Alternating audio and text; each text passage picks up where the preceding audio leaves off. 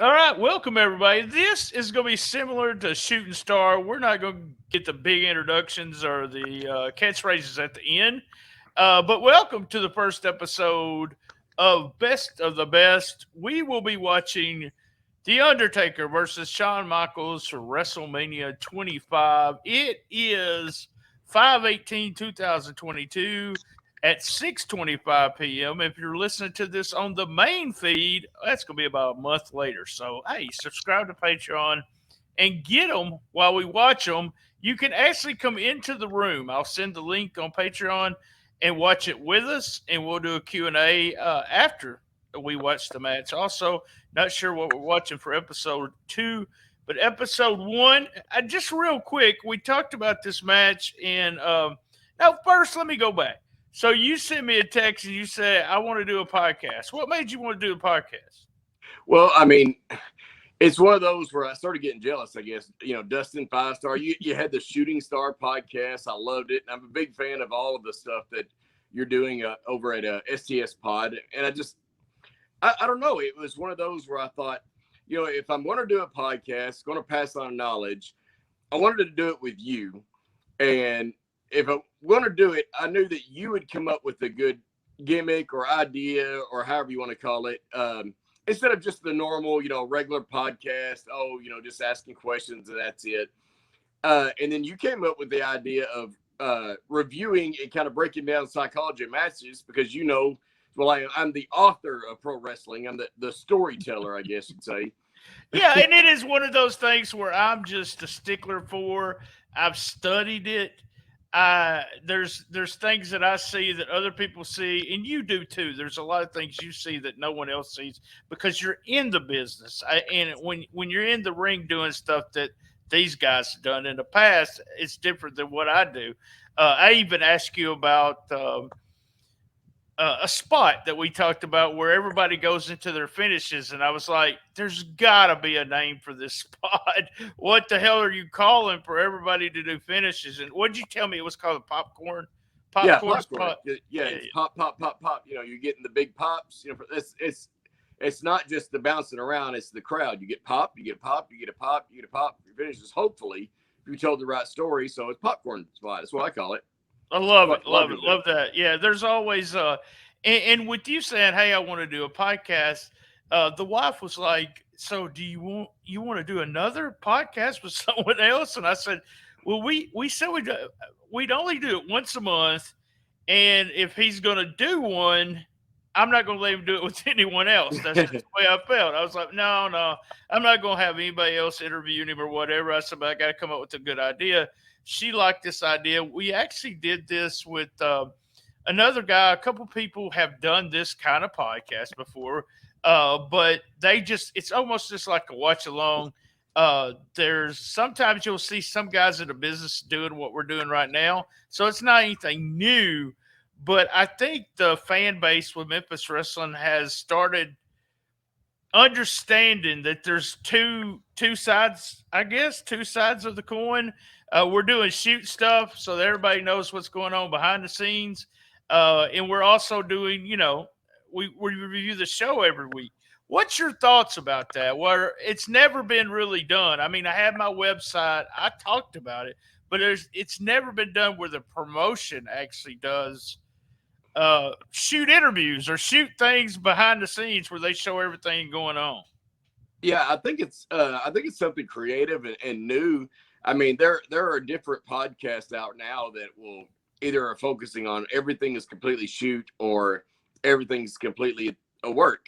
And I think it's just really neat the way that especially like with the reviews, and everything is by the book, quote unquote, or it's a work and going along with the story. And then at the same time on the same podcast channel, there's other podcasts and versions and different shows that are, peeking behind the curtain, which what I really like about it is, at this point in time, fans know that, the curtain has been pulled back. Vince McMahon is taking care of that, and Vince Russo, and just over the years, the people aren't stupid. I mean, the days of social media and, like just for an example, back in the old day, Memphis Wrestling used to do the same match in different cities. I mean, the same match for the entire week. Can't do that anymore because now people will, YouTube, and They were even behind a week, Austin. That's the yeah, weird thing is that they do the same match at Monday night, but they were behind on Tuesday yeah, because they were having to take the tape to each city kind of thing. yeah, But yeah, you're right. You couldn't do anything like that. I remember the first time I discovered that, and it was in a magazine that had a bunch of results in it, and I was just like, wait, they were where? And then they did one time. They did the Fabs had the belts, and then when they walked into Blythe, Arkansas, some little spot town, the interns had the belts. So the interns lost the belts to the Fabs, so that the Fabs still had the belts when they walked through the door on Saturday Morning Wrestling. So just they did all kinds of weird stuff like that. But I think that's part of it too. I think people are wanting to know what's going on behind the scenes of their favorite promotion, and y'all got a great fan base, great fan base, and I think they understand that there's things that happen that they want to know why. We recently had a clip from Shooting Star. The new episode will be released next week to the main feed, and about Skylar leaving, and there's been people are excited to see what the full story is, how she left, and because when it comes to TV, we're saying DDT did it, but when it comes to behind the scenes, they want to know why we might see her on a poster for some other promotion or something, and that's what we talk about. So I think right. there's a good way of blurring the line, and I don't see where there'll be any pushback. I think the fans want a little bit of all of it. Right. And I think you do it perfectly because see the thing is you have different different shows, not different episodes, different shows.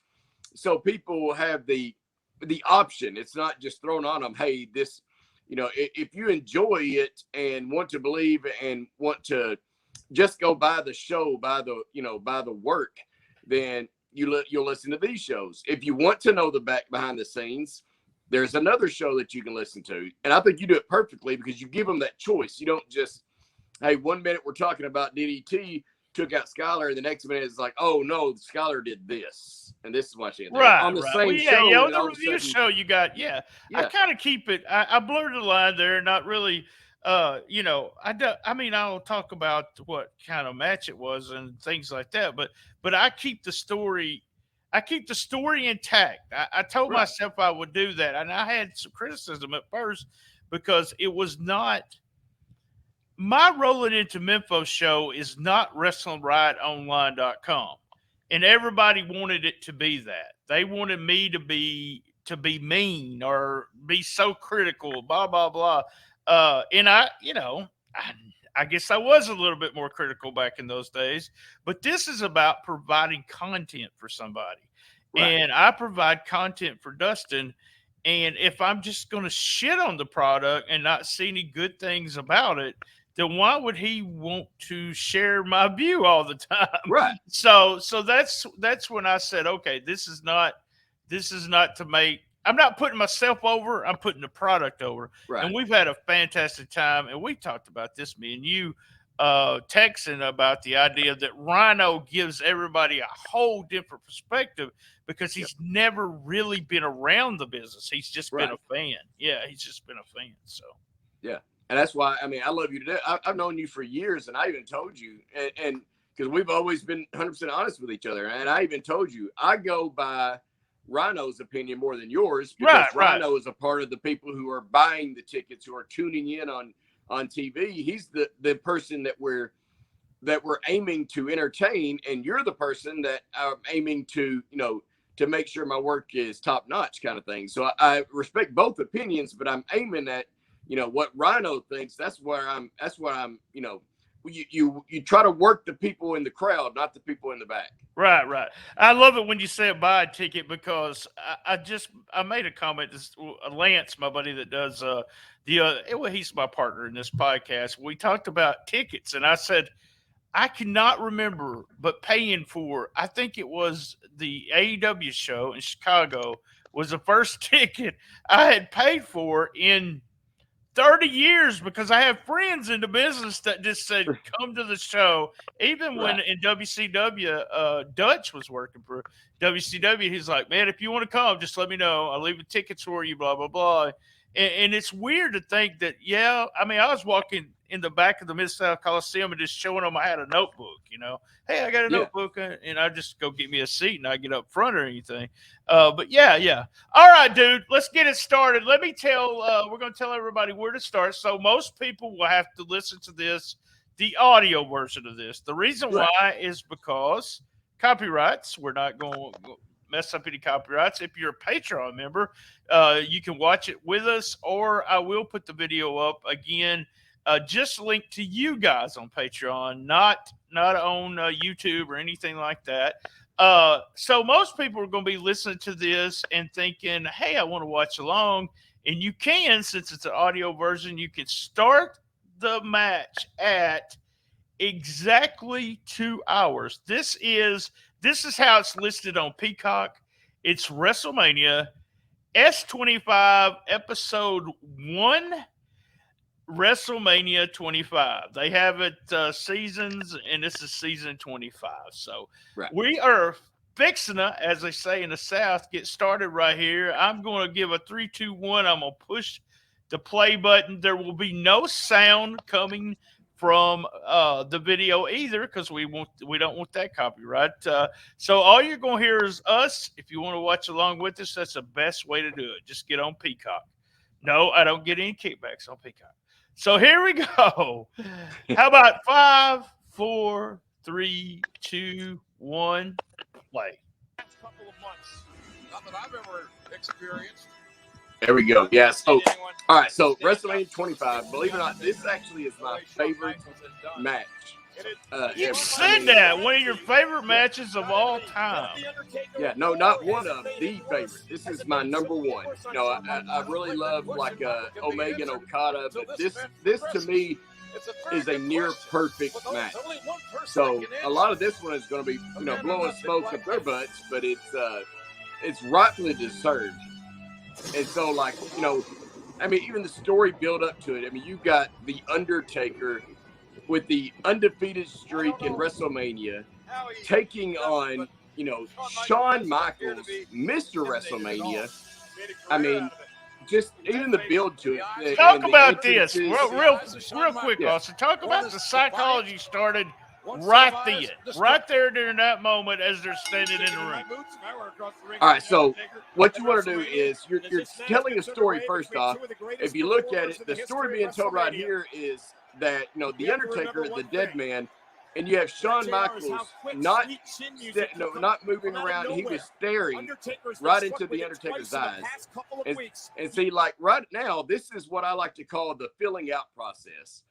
You're watching the match, and it's kind of, you see the Undertaker in the middle of the ring, not moving. He's the aggressor. He's the bigger man. And then Shawn Michaels, like the spot, I've used this spot many a times, is having a big guy kind of back the smaller guy into the corner. He goes for the swing. You duck out of the way, give him a shot to try to frustrate him. What you're showing is you're showing without Undertaker even putting his hands on Shawn that he's more powerful, and Shawn is just the quicker guy.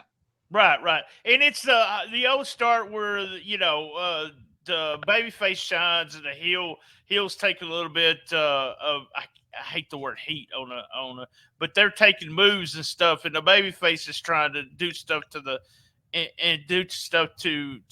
heel. Here, look at this. Right. Though. Right here is when he just cuts him off every time during this part of the match to shine here. Yeah, that's what I love about it, because you'll see Shawn, and even right now coming up, you got Shawn, and this is a callback to earlier in the year or the year before where he faked the injury with his leg with Batista. And then you see that, Shawn finally gets the Undertaker down. He's working on him, with the fist. And then this around the time this is where I would tell him, all right, now time for you to get a hold of me, which is exactly what they do right here. If you notice, Undertaker now, he's finally got a hold of Shawn. These two guys are just so flawless, man. So flawless. Absolutely. Shawn Michaels, to me, I mean, he's the total package. Ric Flair, I always called, because he was the 60-minute man. And if you see right here, now you're starting to see, Taker is using the power now in the strikes. He's the legendary striker in the business. And this is, especially with this one being a kind of a baby match, it's not a normal, go into the shine and then some heat. If you look at it, they're just going back and forth. Yeah. Or like Christopher Daniels would say, this is pretty much a getting to know you. Oh yeah, so good right there. And then this bag drop. Oh yeah. Yes, I love that. Yeah, I mean, and right there, I mean, you can see it. It's one of those where, and just look at the way Shawn doing. Taker is showing. He shows, where, but as more along the lines of his wind. Shawn, each one of these things, Shawn is selling like he's just getting killed. He's having to use pretty much his speed in this early going. Very simple storytelling. It's pretty much the speed of Shawn Michaels and the power of the Undertaker. And since you're baby, you're not getting the shine, heat, comeback, that kind of stuff. Not as much, but the Undertaker in this position is getting a lot on him. At the start of the match, I mean, Shawn's running around, but really Undertaker seems to be getting a lot. And I told you this, but yesterday was the first time I ever watched this match. For some reason, I missed this during the day, and you told me how. I've seen it 25 times. Yeah. Here we go. Old school right there. He's getting all his spots in right here at the very beginning, which is just, I mean, the crowd's eating it up too. If you're watching it, if you're actually listening to the commentary, you can tell this crowd is hot for this. Oh, yeah. Right there, though, he is kind of like starts to heat right here when the Undertaker misses. Yeah, I mean, it's kind of a different heat since it's baby.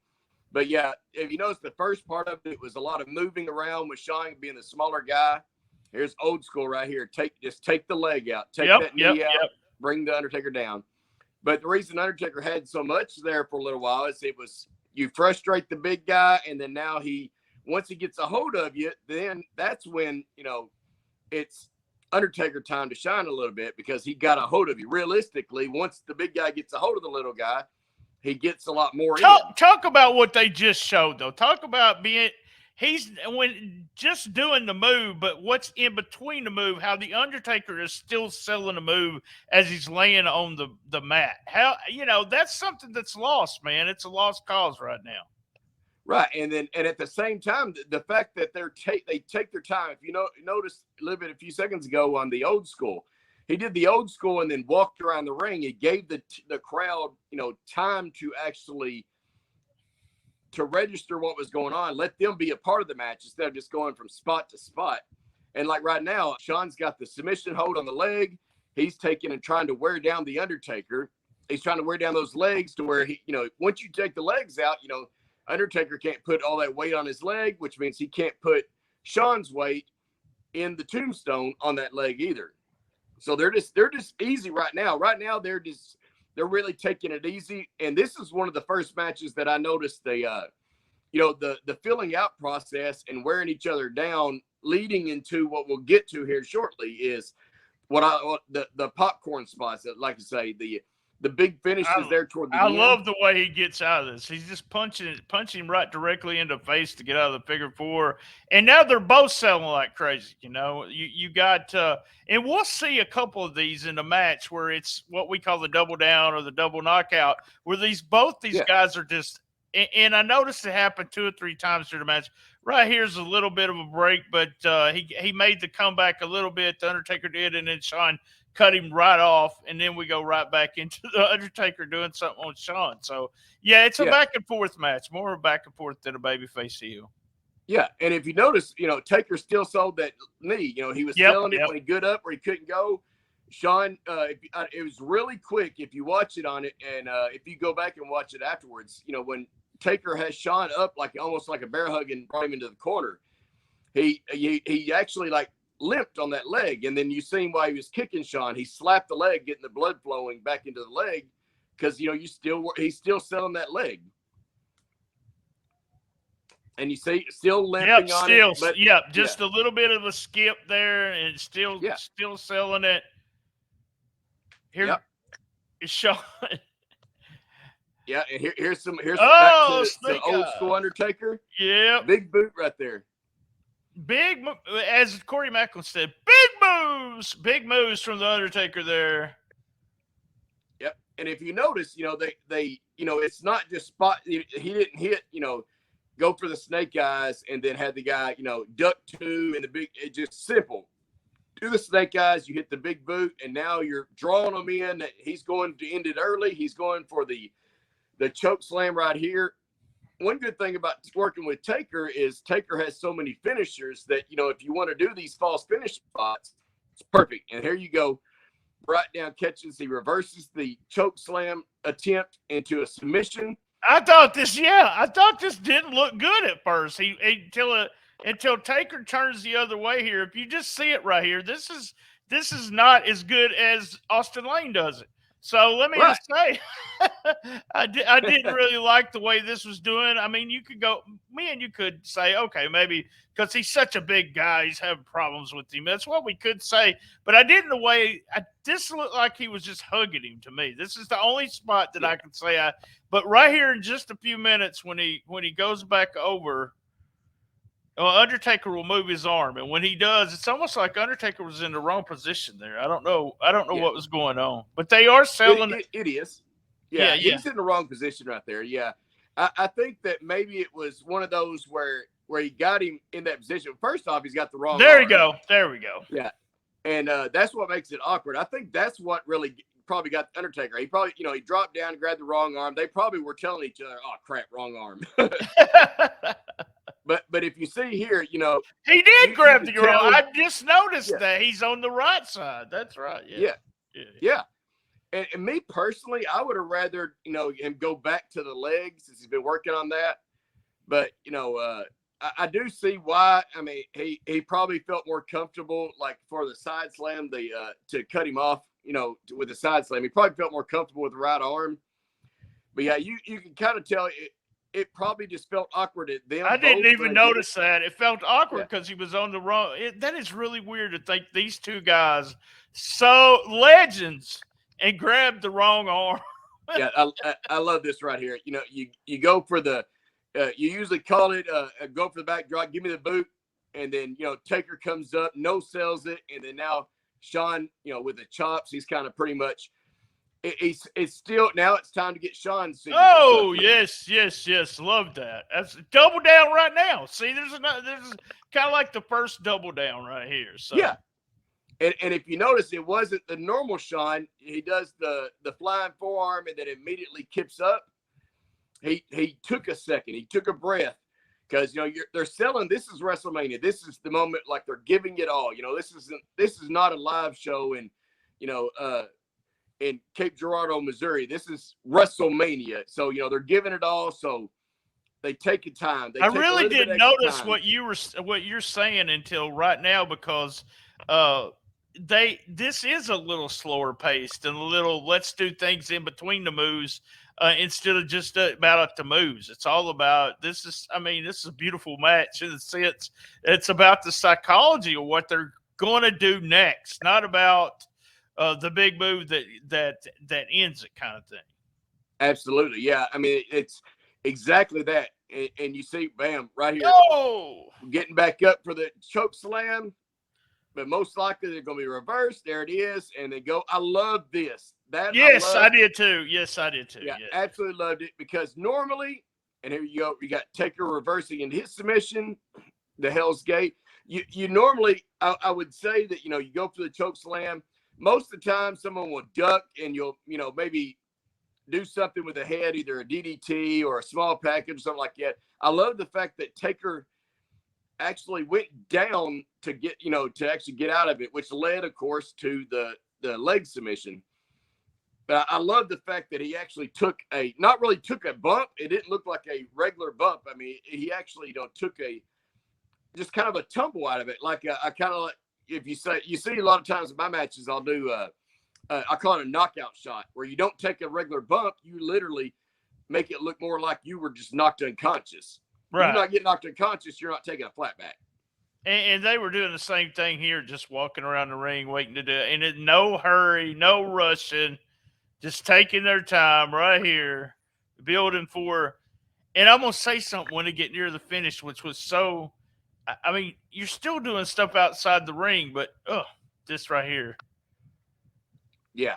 Yeah. And the thing is too, come Thursday, this will happen on a Sunday night. On Thursday night, when they went through and we walked through the stadium, they were told that they were third match and they only had, I believe, like 12 minutes or 11 minutes. You're right here. Yes. Right back to Taker. Yeah. That hurts. I'll tell you that. Oh, no doubt. No doubt about it.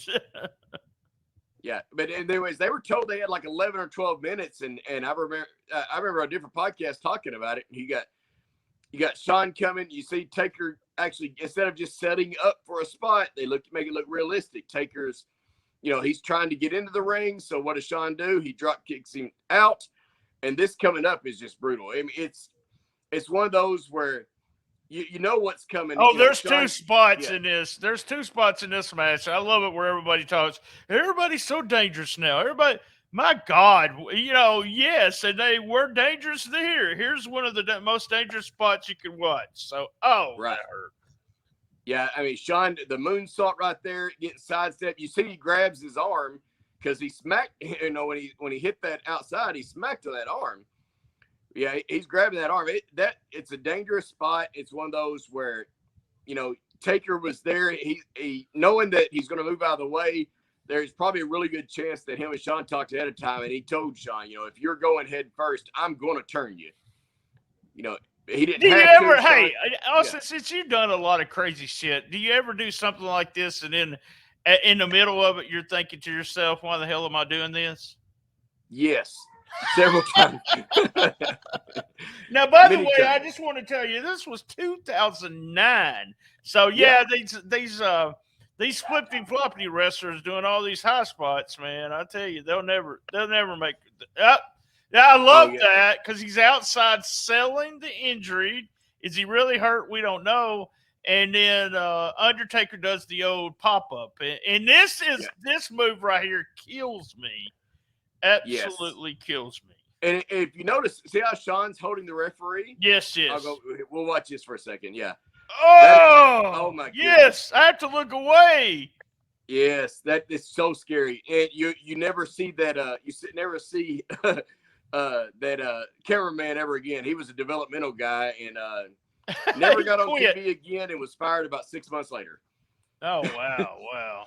But the thing is if you notice, Shawn was holding the referee getting up. The original spot was going to be the referee to catch him. And they told him not to do it that way because they were worried about the referee catching Undertaker. And then, of course, the guy with the camera, and it's not 100% his fault. Taker was short on it. They'll show it a couple of times here, and you can show them how he was short on it. Here we go. Yeah, and the cameraman, I mean, he's got to get rid of that camera and catch Taker. If you he bumped on the camera. Oh. Yeah, I'm serious. He could have broke his neck easily here. I don't know how he didn't. I mean, honestly, I don't know how he didn't. But yeah, the referee in the match was on the Chris Jericho podcast and was talking about how he was originally going to catch Taker. And they changed it because one of the agents said that they were worried about him actually catching Taker. But yeah, I mean the guy I can't remember what his name is. He's one of the Samoans, but he had to get rid of that camera, which weighs quite a bit, and catch Taker. Taker also was a little short, but at this point, it's especially with me and Shawn's doing the same thing. He rolls back in. Now he's getting with the referee. Check on Taker. Is he okay? First off. And I do know, like the referee mentioned on the Jericho podcast, that he also, he said that Taker beforehand told him, if I don't get back in, count me out. Right. Yeah. But yeah, he's kind of checking on it, making sure that Taker's all right. At this point, especially right now, when you have a big spot like that, you're wanting to, at this point, like a few people, not a lot, but a lot of wrestlers, some wrestlers will use this as a spot where, get the drama from the crowd. Is he going to make it back into the ring? And right now, what Shawn is doing, Shawn is actually giving Taker a little bit of time, to sell before the count. Right. Yeah. I mean, might as well, he almost killed himself, so we're going to give him a little bit of time. And I mean, if you're still, I mean, never realizing just how it's just a slow, methodical, let's take every 28 minutes and let's take our time on it, get it. They're taking their time here and then sell it. What they're doing here is selling the count. It's what they're doing. Yeah. And it's Shawn is selling this whole thing right here. Those facial expressions right there, expressions, that's selling it. Please come on, because the count remember, if he wins, he breaks the streak. Right. There you go. I mean, think about it. That's exactly what it looks like on his face. Oh my God, I'm fixing to win. Yeah, and it's one of those where, Shawn sells the whole thing. I mean, Taker does too, by beating the count right before the 10. And you see the crowd will go nuts on it. That means they did their job. They got the crowd behind a 10 count, which is, that's when you've got them. When they get behind a 10 count, and Shawn there sold the whole thing. I mean, especially with the camera and as far as the TV product, he's selling it all. And you look at him coming up, and he's we've got the crowd now. Now it's time for these popcorn. Now it's time to get them into it. Let's set it up. Like he's setting up. I'm going for it right here. Here we go. Right there. Boom. Caught him. And for the third time, he finally gets it. Reversed the first two. Got it the third. It's over. 1, 2. And crowd goes crazy. And this was the first time that I went crazy. Right. Yeah, because the first two near falls, it's not over. But at that point, you thought, well, maybe it is. Maybe this is it. Yeah, because they told the story. It believe it or not, like a lot of people will do, false finishes, where they kick out of each other's finishers, but it doesn't mean anything if what happens before that doesn't lead to it. And that's the whole point of the kicking out of the finishers. It doesn't work unless what you did from the opening bell up to that spot.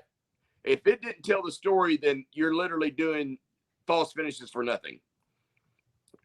And here it is. Good point. Yeah.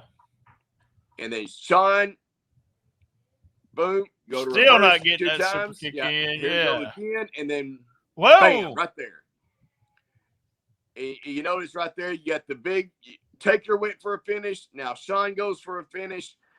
And at this point, when I was watching it live, I'm thinking, this might be it. This is one of the first times I remember seeing like a lot of false finishes. Yeah, because a lot of times if they went into the finisher, then it was it back in this time. It wasn't as much of that. Let's do a false finish kind of thing. But yeah, you're right about that. Yeah. Yeah, and you see the replay on it. Beautiful super kick and kick out right before the 3, and now they don't get up and go into anything. No, they're resting here. They're taking their time. They're letting the crowd eat it up, kind of, and just and look at Shawn. Shawn is actually stomping and then fixing to keep up, but was stomping the mat with his feet to keep the crowd going. I mean, just little things. And the way he done it, it wasn't just I'm stomping to get the crowd into it. He made it look like he was frustrated. That's why he was stomping. But in turn, what he was doing was getting the crowd into it. And then you come up, take her right back. And now we done the choke slam. Now he goes up and going to do the last ride. Oh, no. Nope. He's going to, boom, and right back. Usually, like if we're doing something like that, especially like it's one of those where, hey, let's reverse. I thought it was over here. I thought it was over. Yeah. I said, well, he got him, and then he kicked out of that. And I was like, damn. Yeah, and if you notice too, right here, this is one of the first times. Here in a minute, you'll see the big one, but this is one of the first times you see. It shows Taker how frustrated he is, and looks a little more. Instead of just dead man, I'm gonna bury souls and all this other stuff. He's frustrated because he didn't win. He thought that he had that one. Right.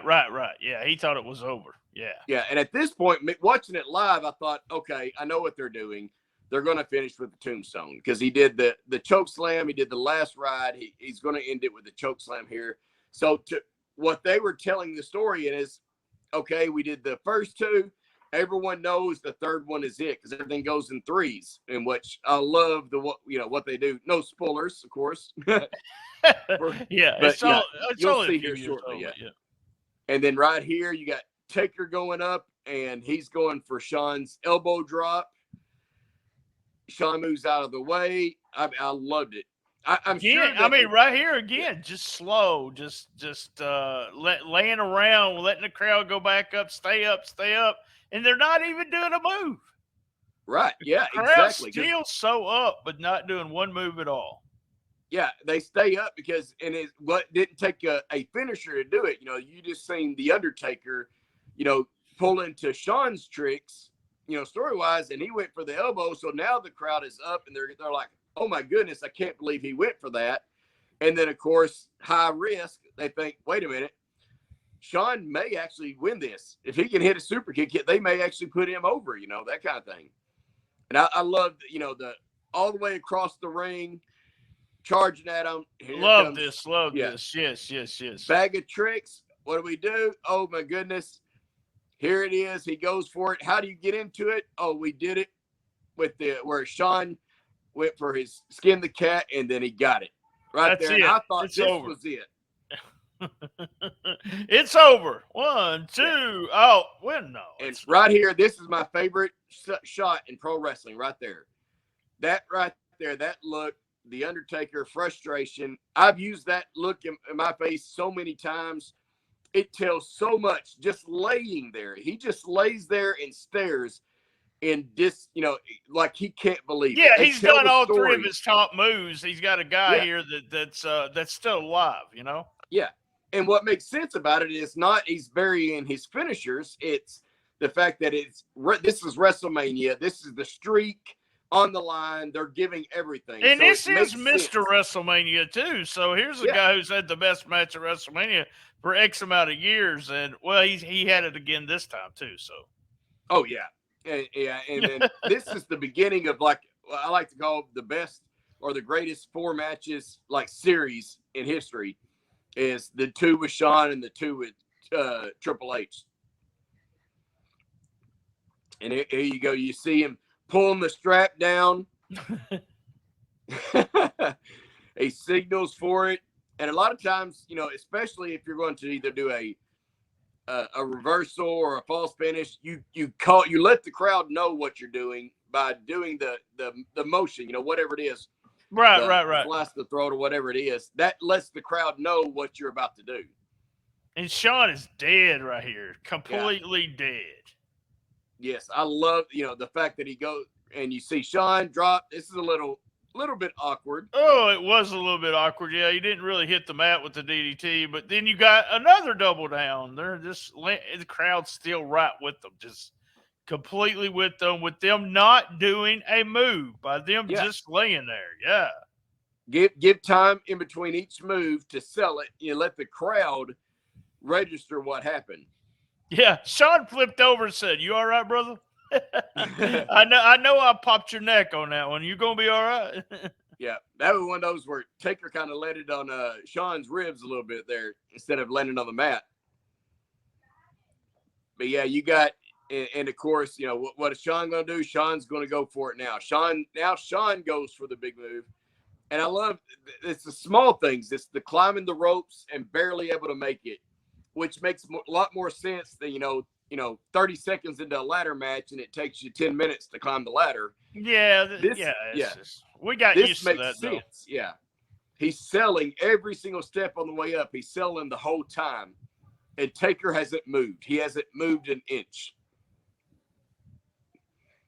And he even did a move there where like he was about to fall. I mean, he was selling it all the way up to the elbow smash. Yeah, exactly. And, until other than, bracing for the impact, Taker didn't move. Taker didn't move at all. He's still selling the reversal into the DDT, which sets up right there. You got the setup move, and now the crowd, you see Shawn barely able to stand, and he's leaning up on the ropes. He's using the ropes to hold him up. Taker, now he's moving. Now he's going to move, and Shawn is going to tune up the band. The crowd gets behind it like, oh, I mean, you can see the people in the crowd waving the no chance. You know, they didn't want to see Taker lose, but to them, they saw this was it. You know, if he hits this, it's over. And what I loved about it, too, is if you notice, they never did the tombstone normal. As you get right there, you got the super kick, and then the people in the crowd, you got the little kid going crazy. You got the guys in the crowd. This got to be it, guys. This got to be it. Yep. And then, boom, right there. Right. You know, something that, yeah, I didn't even, as you said, I mean, Undertaker was selling this, you know, being dead for a long time there. I mean, he was on the ground when he got to the top, did the move, still dead, still selling the dead, and then doing the super kick. You would think that that match was over. Yeah. And you know, they roll and let the crowd. And if you notice people in the crowd doing the "we're not worthy," you know, motions because of just the story. These guys have not done a lot of spots.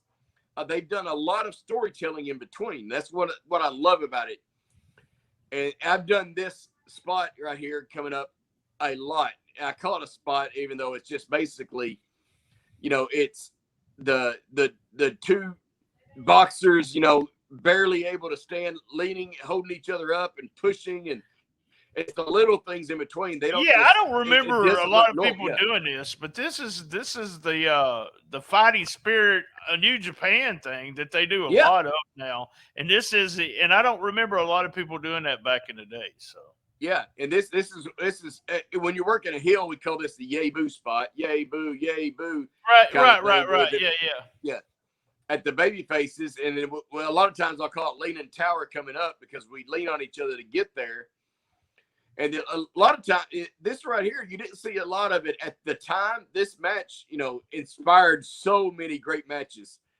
And if you look right out of nowhere, you know, screw you, big boot, and then Shawn's down, and Taker looks like, okay, enough's enough. We swung, we gave each other everything. I got to put this guy away. And just love it. Now, what I was talking about, the tombstone, they never, you notice right here, he goes for it, gets ready to go for it, and he reverses it. They never hit the tombstone normal. He hits the tombstone with the skin the cat, and then, of course, the finish when we get there. Right. I love that. I mean, I absolutely love that.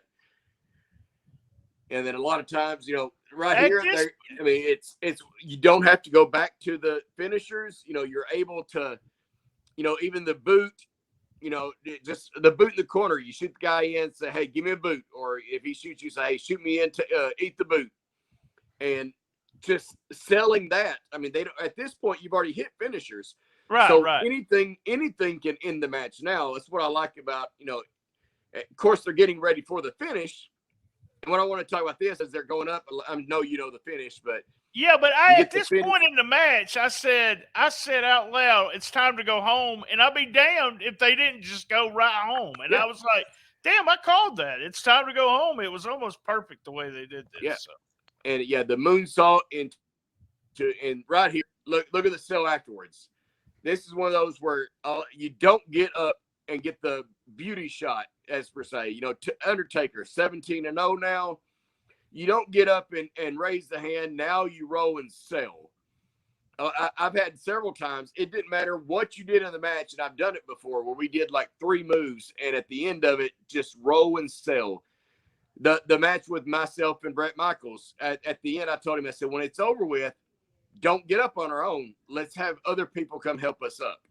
So we had security come help us up. That's why there had so many people in the ring. And it's one of those where the thing at the end of the match, just rolling and selling that you can't even get up to celebrate is just, you know, it sells what they went through in the match. And you see the Undertaker set up, but it's not normal. You know, he's leaned over. It's to the side there, yeah. An unbelievable match. I mean, very good, very good. Like I said, yeah. we're not gonna. I said this in the description. We're not even going to debate whether we did a show. Me and Gene Jackson was it really that was it really that good? There's no debate on these matches that we watch. We're just going to tell you how they started from position A and went to position Z to finish the match. This was a great match to start with, Austin. Everybody that joined us, they'll probably watch a video after the fact. This is a Wednesday night, so a lot of people probably Yeah. watching AEW. But remember, if you have not subscribed to Patreon, subscribe and you get to watch with us. And at this point, we would turn off the video and do a Q&A. But since we don't have any people here, what we're going to do is close it up. Like I said, if you want to, man, join us on Patreon and you'll get to watch it with us. All you're going to get is the audio. We gave you the timestamp to start the match. Austin, this is exactly what I wanted the show to be. We did a fantastic job. You did. Well, no, I think it was funny because right in the middle of the show, I noticed that, oh my God, this guy knows so much more than I do. and you, I mean, I consider myself the psychology. I'm a psychology guy, but for you to say some of the stuff that you're saying and just, you're never going to be stuck in the middle with nothing to say when it comes to Austin Lane and Brian Tramel. That's for damn sure. Exactly. Because we love to talk, but some of the things that you pointed out, I didn't even see in the first of it at all. So thanks for joining me, Austin. Thanks everyone else for listening. And I love my mama. I love her.